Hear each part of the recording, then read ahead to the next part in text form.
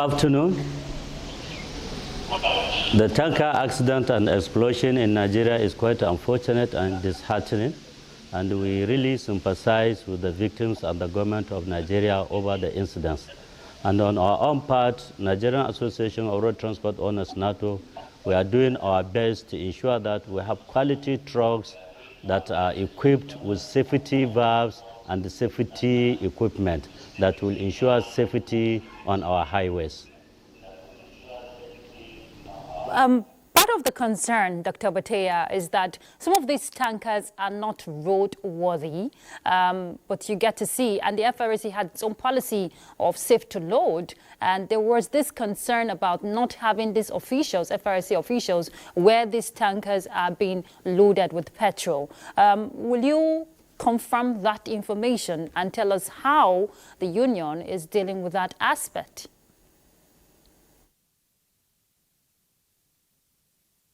And the representative of the co-marshal that he has forgotten in their speech about 4 years ago, and the global study and the national worldwide has shown that 90 to 94% of crashes is human error or human mistake, and the driver constitutes 80% out of the 90 to 90% of the causes of accident globally.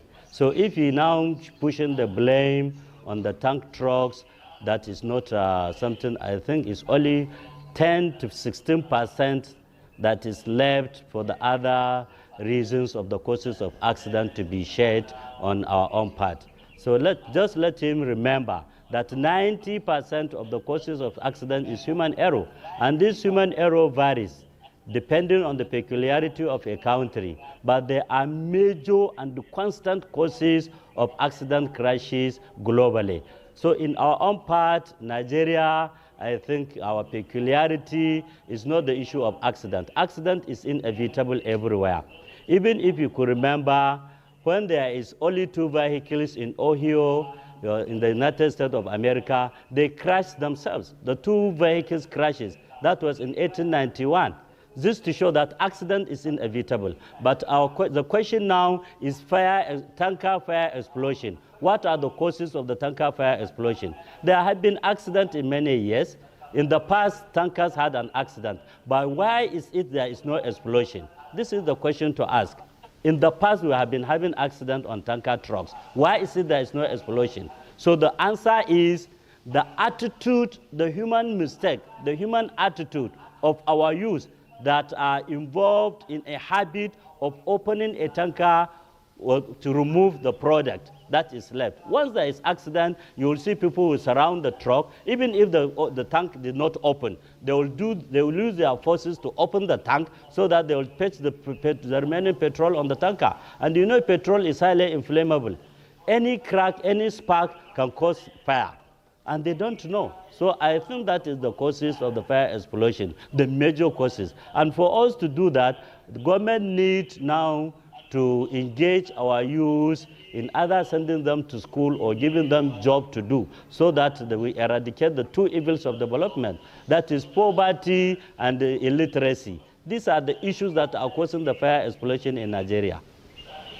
Dr. Bataiya, of course, the NOA we've seen has started desensitization, for the populace. But again, if you said it's more of human error, because if there's no accident, I'm sure we won't see people getting around a tanker that has fallen.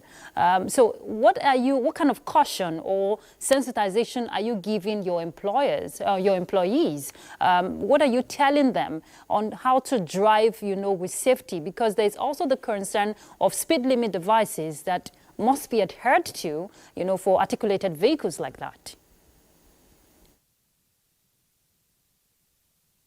Let me tell you that tanker trucks owners are #1 in Nigeria that comply with the speed limit device.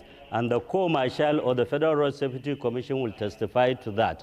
And in addition to that, in every depot of Nigeria, in every loading depot in Nigeria, in every receiving depot in Nigeria, every week or 1 month, at the end of every month, in collaboration with the Federal Road Safety Federal Road Safety Commission, the petroleum tanker drivers, Nigerian Association of Road Transport Owners, the VIOs, the Fire Brigade, we always conducted a training to all the petrol tanker drivers on weekly basis, on monthly basis, on quarterly basis, in all the loading facilities and the NNPC depot across the country. This to show our commitment to ensure safety on our Nigerian roads.